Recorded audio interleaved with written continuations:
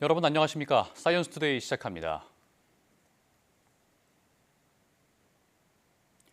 우리나라가 국제 핵융합 실험로 이터에 820억 원 규모의 전원 공급 장치를 추가로 조달하기로 했습니다.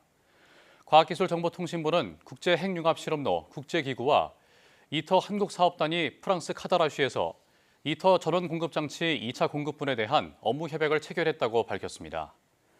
앞서 지난해 12월 우리나라는 이터의 전원 공급 장치 1차 조달을 완료했으며 이터 사업 일정 변경에 따라 전원 공급 장치 증설이 필요해지면서 약 820억 원 규모의 전원 공급 장치를 추가로 수주했습니다. 이번 수주로 우리나라는 총 7년 6개월간의 일정에 따라 이터의 전원 공급 장치를 조달할 예정입니다. 이터 전원 공급 장치는 48개의 초전도 코일에 전류를 공급하는 전력 변환 장치로 핵융합 에너지 발생을 위한 핵심 장치입니다. 국제 핵융합 실험로 사업은 인공태양으로 불리는 핵융합 에너지의 실현 가능성을 과학기술적으로 최종 실증하기 위한 초대형 국제협력 R&D 프로젝트입니다. 한국에너지기술연구원이 12메가와트급 초대형 풍력발전기 블레이드를 국내 기술로 설계해 국제인증기관의 설계 인증을 국내 최초로 받았습니다. 연구팀은 최신 인공지능 기법과 최적화 알고리즘을 적용해 공력 설계와 구조 설계를 통합한 초대형 블레이드 설계 플랫폼을 개발했다고 밝혔습니다. 또 블레이드 설계 전 과정을 자동화한 소프트웨어도 적용해 기존 3, 4주 이상 걸리던 설계 시간을 절반 이상 단축했다고 설명했습니다. 연구팀은 이번 기술로 풍력 핵심 부품의 국산화를 앞당기겠다는 계획입니다.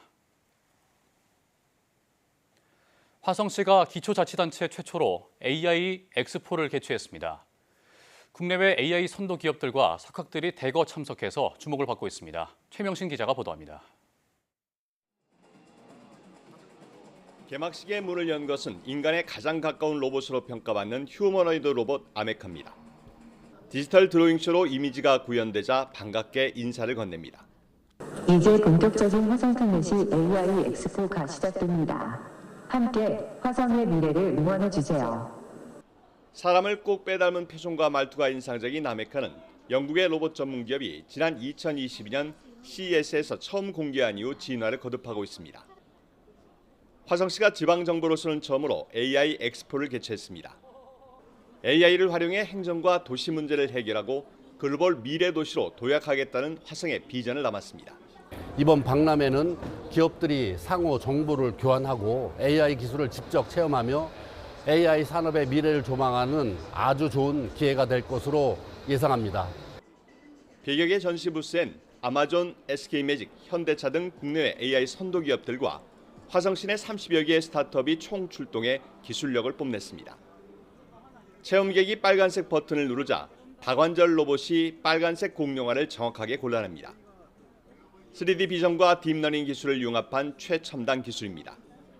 카메라에 연동된 AI 기반 시스템으로 사용자가 특정 색상을 누르면 로봇이 딥러닝으로 학습한 색상을 인식하고 분류하는 기술을 가지고 있습니다.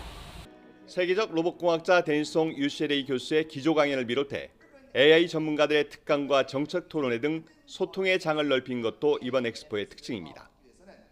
화성시는 대회 기간 투자 유치 설명회와 비즈니스 상담회를 통해 화성 기업들의 판로 확대와 유통망 진출을 도울 계획입니다. YTN 최명신입니다. 한국표준과학연구원이 암 진단과 치료, 면역 반응 유도를 동시에 수행하는 복합 기능성 나노물질을 개발했습니다. 일반적인 나노물질은 단일 원소로 구성돼 한 가지의 기능만을 수행하는데 이번에 개발한 물질은 금과 철의 물성을 이용해 다양한 기능을 수행하도록 제작한 게 특징입니다.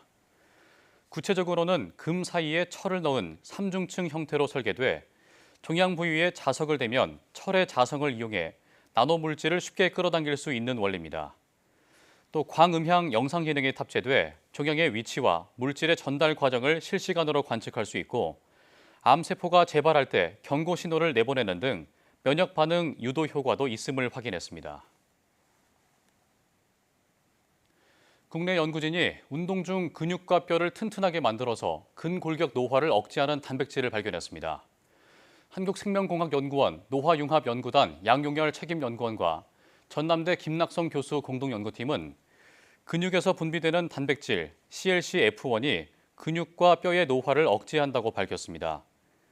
연구팀은 실험을 통해 CLC-F1이 젊은 층에서는 단 한 번의 운동만으로도 증가하는 반면 노년층에서는 장기간 운동하거나 단백질을 직접 주사해야 근육과 뼈를 강화하는 효과가 나타났다고 설명했습니다. 또 CLC-F1이 근육 내 미토콘드리아의 기능을 높이고 뼈를 생성하는 조골세포의 분화를 촉진한다고 덧붙였습니다. 본격적인 장마가 시작되면서 고가도로 경사로가 무너지는 등 시설 피해가 잇따르고 있는데요. 아직 공사가 진행 중인 공사 현장은 장마철 대비가 더 절실한 상황입니다. 윤지아 기자입니다. 고가도로 진입 경사로 옆면이 통째로 무너졌습니다. 부서진 콘크리트와 철근이 바닥에 흩어져 있습니다. 장맛비에 흙이 밀리면서 도로가 붕괴한 겁니다. 어제 비가 많이 와가지고 누수되면서 이런 현상이 일어난 것 같습니다. 한꺼번에 많은 양의 비가 갑자기 쏟아지면서 기존 시설들에 피해가 난 건데 공사가 아직 진행 중인 곳에서는 긴장감이 더합니다. 전북 전주와 김제를 잇는 도로 확장 공사 현장. 도로 바로 옆 수십 미터 높이의 바위와 흙더미가 방수포 없이 그대로 드러나 있습니다. 곧 장마철 들어오는데 경사 급해가지고 언제 무너질지 모르니까 지나가는 저 운전자들은 굉장히 불안하죠. 도로 옆 안전펜스는 바위에 밀려 혹시 쓰러질까 아슬아슬합니다. 언뜻 봐도 수십 미터 높이의 흙더미들이 도로 옆에 쌓여 있습니다. 장마철 많은 비가 내리면 흙이 유실되면서 이 도로 위로 커다란 돌덩이들이 떨어질 위험성도 커 보입니다. 공사 현장 관계자는 배수로 구축과 안전성 검사를 마쳤고 흙 유실이나 낙석 피해는 없을 거라고 말합니다. 여기 일부 물새는 거에서 이걸 어떻게 할까 해서 구멍을 뚫고 물을 빼야겠다. 이제 그 작업기에까지 세워놓은 상태죠, 이거요. 아예 조치 없이 하는 게 아니고 저희도 사람에 대한 검사를 했고. 또 다른 공사 현장. 토사와 안반이 드러나 있고 공사가 아직 끝나지 않았는데 낙석이나 토사 유출을 막을 안전 펜스가 보이질 않습니다. 우기철에 좀 취약한 부분들이 좀 여러 군데가 좀 보이더라고요. 본격적인 장마철이 아직 안 왔는데 이제 오기 전에 그런 안전시설물이나 그다음에 우기 대비하는 시설물을 좀 설치를 해달라고 요즘 요청할 지금 계획에 있어요. 나름 안전조치를 했다고 하지만 종잡을 수 없는 폭우에 어떤 일이 벌어질지 모르는 상황. 올해는 그냥 장마가 아니라 극한 호우를 염두에 둔 더 세심하고 철저한 대비가 필요해 보입니다. YTN 윤지아입니다. 국립공원공단이 올여름 산사태로 인한 인명피해를 막기 위해 호우 예비특보만 발령돼도 탐방로를 선제적으로 통제하기로 했습니다. 탐방로 통제 시엔 입구에 설치된 재해 문자 전광판에 관련 정보를 안내하고 출입을 막는 난간도 설치할 방침입니다. 공단은 국립공원 내 급경사지 등 재난 취약지구 915곳과 계곡, 해수욕장 등 인명피해 우려 지역 144곳의 위험 요인을 파악하고 대피 계획도 수립했습니다. 특수산악구조대 52명 등 269명 규모의 전문 구조 인력도 운용할 계획입니다. 충북 충주와 음성에서 과수 화상병이 추가로 발생해 충북 지역을 중심으로 확산이 이어지고 있습니다. 충청북도는 충주와 음성에 있는 과수 농가에서 과수 화상병이 추가로 확진됐다고 밝혔습니다.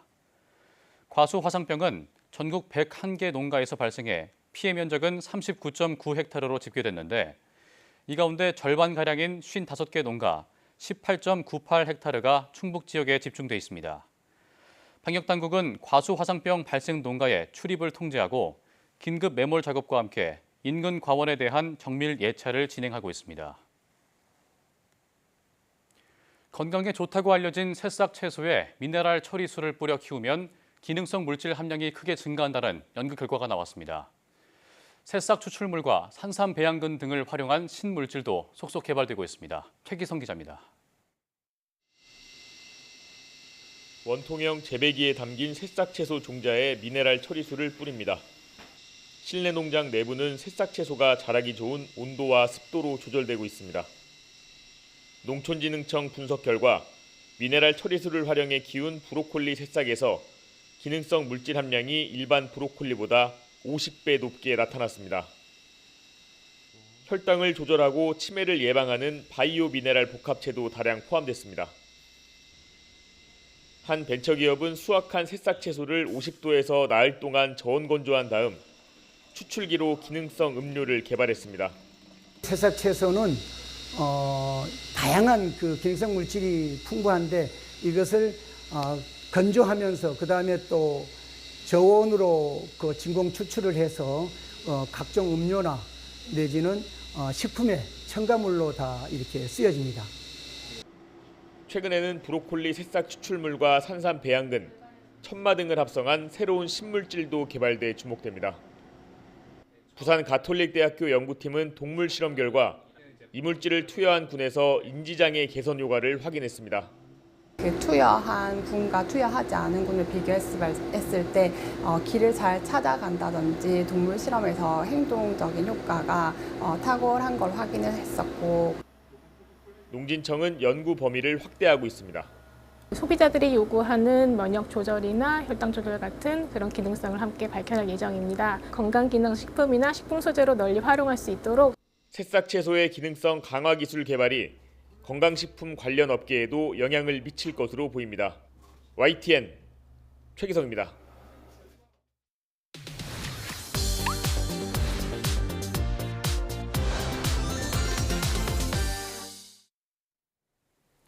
정부가 AI 추경 예산을 집행하고 신설된 AI 미래기획 수석을 임명하는 등 인공지능 분야 기술 개발 지원에 속도를 내고 있습니다. 하지만 AI 기술력 면에서는 아직 갈 길이 멀다는 평가인데요. 대한민국 AI 기술의 현 주소는 어디에 와 있는지 한국방송통신전파진흥원 이상훈 원장과 함께 이야기 나눠보도록 하겠습니다.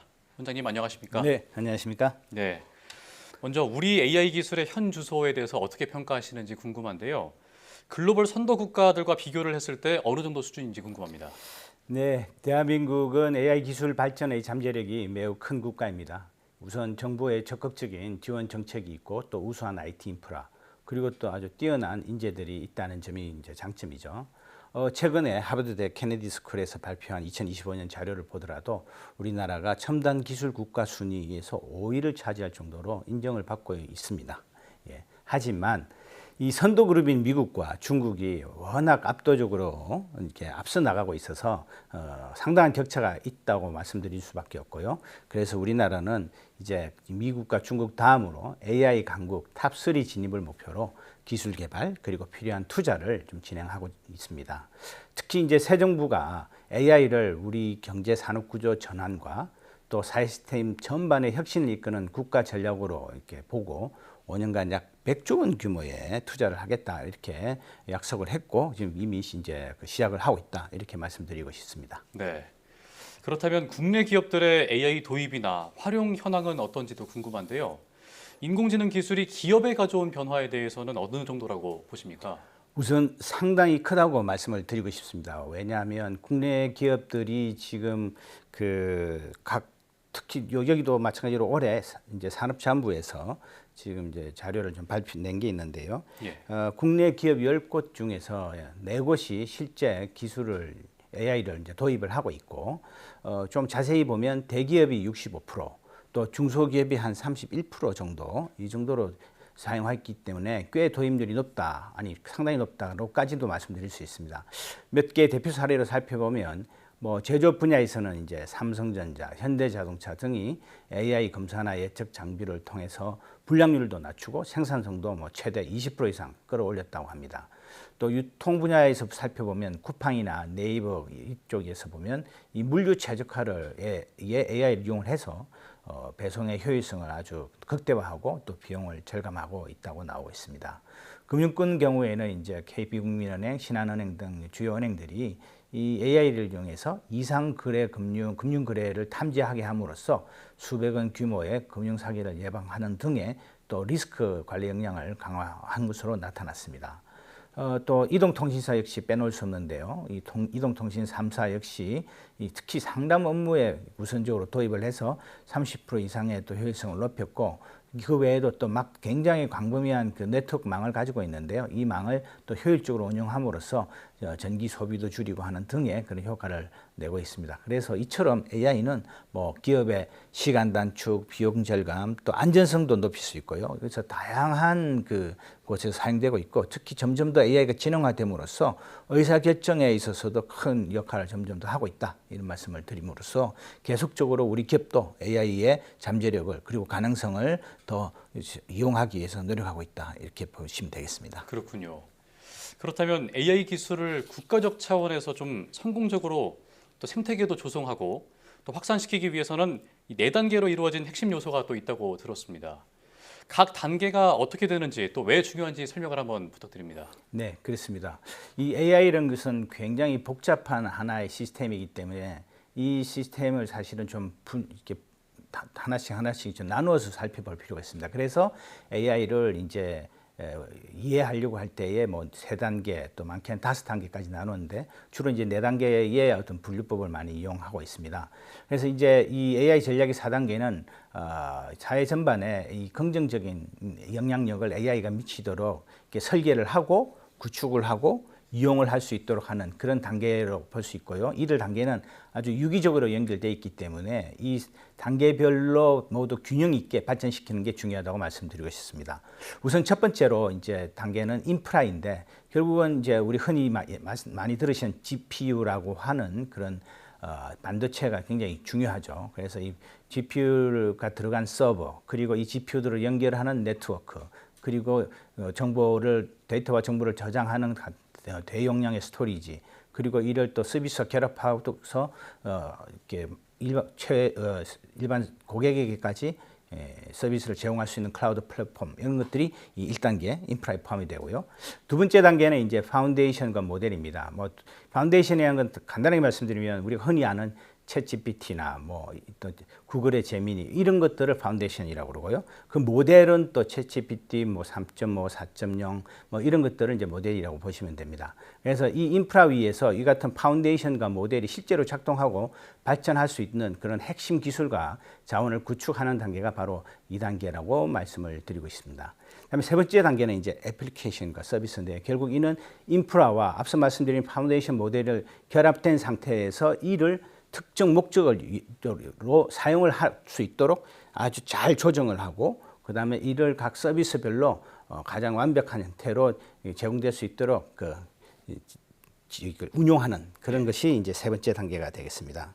그리고 마지막으로 이제 네 번째 단계는 이 AI 사용으로 뭐 효율성, 생산성만 집중할 것이 아니라 AI가 가지고 있는 또 이렇게 부정적인 효과도 발생할 수 있죠. 그래서 AI 개발과 활용에 있어서 어떤 안전성, 신뢰성, 책임성 이런 문제에 대해서 사회적인 어떤 그런 규범과 또 제도적인 방안까지도 마련하고 그리고 또 덧붙여서 이 인프라 모델의 구축부터 시작해서 운영까지 이 모든 단계별로 필요한 인재들을 양성을 해서 굉장히 건강하고 또 활기찬 AI 생태를 조성하도록 하는 것이 중요하다고 말씀드리고 싶습니다. 예, AI 전략 4단계를 아주 구체적으로 설명을 해주셨습니다. 그렇다면 AI 인프라 중에서 이제 AI 데이터 센터나 GPU 같은 이 고성능 컴퓨팅 인프라 확보는 초거대 AI 모델 개발 및 운영에 필수적이라고 생각이 되는데요. 국내 이제 고성능 컴퓨팅 인프라 확보의 현황과 또 과제는 어떻게 된다고 보십니까? 네, 말씀하신 대로 AI 고성능 컴퓨팅 인프라를 위해서는 금방 말씀드린 핵심 엔진인 이제 GPU가 아주 중요합니다. 이 GPU가 지금 우리가 좀 더 많이 확보를 해야 되는 과제가 있고요. 또 그 외에도 초고속 네트워크, 그다음에 대용량 고속 스토리지, 그리고 또 특히 중요한 이 효율적인 전력 및 냉각 시스템이 아주 중요하고 이것들을 아주 효율적으로 설계하고 또 고장 없이 안전적으로 운영할 수 있는 어떤 전문 인력도 필요하다는 말씀을 다시 강조드립니다. 그래서 초고대 또 AI 모델 학습의 추론에서 이제 GPU에 대해서 조금 더 말씀을 드리자면 이 GPU 같은 경우에 현재 작년 기준으로 우리나라에 약 한 2,000장 정도, 2,000개 또는 2,000장을 가지고 보유하고 있는 것으로 알려지고 있는데요. 근데 이제 민간까지 다 합하면 아마 한 10,000장 정도 있을 거로 여겨지고 있습니다. 하지만 이는 뭐 구글이나 또 메타 같은 빅테크와 비교하면 굉장히 적은 숫자이기 때문에 그래서 정부는 당장 올해부터 올해만 해도 한 10,000장 정도를 확보하는 것을 목표로 해서 사업을 추진하고 있고요. 내년에도 또 그 정도 또는 그 이상의 규모로 좀 GPU를 확보하기 위한 노력을 지금 이제 기울일 것으로 예상이 되고 있습니다. 예, 그래서 앞으로 이제 이 GPU의 문제가 빨리 좀 해결되는 게 필요하고, 그리고 또 이를 바탕으로 해서 우리 자체로 서브린 AI, 즉 우리나라가 직접 개발하고 직접 운용하는 AI를 만드는 수준까지 올라가는 게 중요한 과제라고 말씀드립니다. 예. 그리고 또 이제 AI 기술 발전에 있어서 가장 중요한 요소 중에 하나가 바로 인재 양성이라고 생각이 되는데, 대한민국의 AI 인재 수급 현황과 좀 더불어서 이 AI 인재들이 현장에서 활약할 수 있는 그 환경이 잘 조성되어 있는지 이 부분에 대해서도 좀 궁금합니다. 네. 세계 각국이 지금 AI 인재가 부족합니다. 그만큼 이 AI 기술 개발 산업, 연관 산업이 발전하고 확장되고 있기 때문에 아주 인재 수요가 늘어나고 있는데, 우리나라 같은 경우도 지금 이제 지난 한 뭐 10여 년 AI에 관심이 점점 높아지면서 AI를 전공한 인력들이 좀 늘어나고 있습니다. 이건 굉장히 다행스러운데, 근데 문제는 이들 AI 인재들이 다 국내에서 여기서 이제 연구를 하거나 또는 그 경험을 쌓는 것이 아니라, 사실은 그 중에서도 좀 뛰어난 인재들이 미국 등의 해외로 나가는 경우가 좀 많다는 말씀, 즉 인재 유출이 좀 많이 일어나고 있다라는 게 좀 문제라고 할 수 있습니다. 예. 최근 발표에 따르면은 우리나라가 지금 인도와 이스라엘에 이어서 가장 많은 이공계 인력이 나가는 나라이고, AI도 마찬가지라고 합니다. 그래서 이제 그렇다면은 AI 인재 양성을 하는 것도 중요하지만, 우리가 양성한 AI 인재, 그리고 더 나아가서 외국에서 AI를 연구한 또 공부한 인재들을 또 우리 국내로 불러들여서 아주 활발하게 연구나 사업을 할 수 있도록 하는 여건을 만드는 게 굉장히 중요하다고 생각을 합니다. 이를 위해서는 우선 그런 AI 인재들에게 좀 파격적인 그런 연봉이라든가 또는 그런 정주 여건을 좀 마련해 주는 게 필요할 것 같고요. 그리고 또 하나는 지금 기본적인 연봉이나 이런 문제 외에도 굉장히 AI에 대해서 뭐 다른 그 벤처 투자 창업자들도 마찬가지지만 정말로 하고 싶은 것을 할 수 있는, 그래서 몇 년 동안 꾸준히 자기네가 계획한 어떤 비전, 설정한 비전이나 목표를 달성할 수 있도록 과감하게 지원을 할 수 있는 그런 좀 AI 벤처에 대한 투자, 이런 쪽에도 관심을 좀 많이 가졌으면 하는 바람이고요. 그렇게 된다면 앞으로 또 우리가 정말 빠른 속도로 또 따라잡고 또 갈 수 있지 않을까 이렇게 생각합니다. 예. 이제 끝으로 대한민국의 AI 전망과 남은 과제가 있다면 어떤 게 있을지도 여쭤보겠습니다. 예. 우리 기업들이 또 굉장히 빠른 속도로 이제 학습하는 그런 능력이 있죠. 그래서 또 투자도 집중적으로 하고 의사결정도 빠릅니다. 그래서 기술력과 그다음에 인프라 구축에는 우리가 좀 늦었지만 그러나 빠른 속도로 쫓아가리라고 생각을 합니다. 그렇지만 우리가 지금 금방 말씀드린 바와 같이 이 파운데이션과 모델, 즉 한국형 LLM 또는 소브린 AI를 가져야 되느냐 말아야 되느냐에 대한 얘기들이 일단 얼마 전까지는 있었습니다만, 그것이 꼭 초거대 LLM과 같은 대규모 어느 모델이 아니라 우리의 어떤 현재 상황에 맞는, 그리고 앞으로 또 유용하게 사용될 수 있는 그런 모델을, 파운데이션 모델을 개발하는 것이 이제 중요할 것 같고요.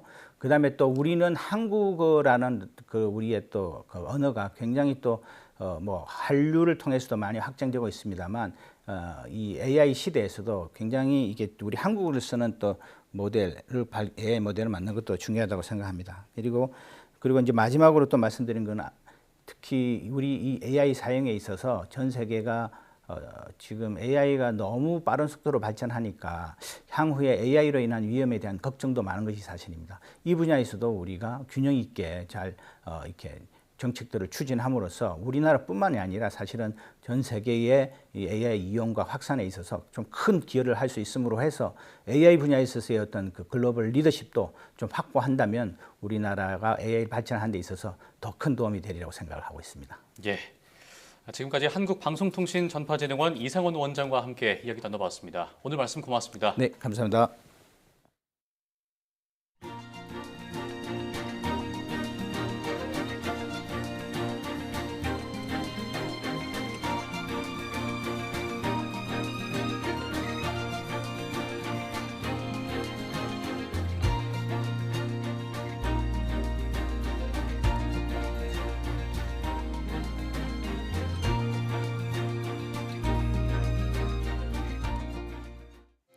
오늘 전문가와 함께 우리나라 AI 기술의 현 주소를 짚어봤습니다.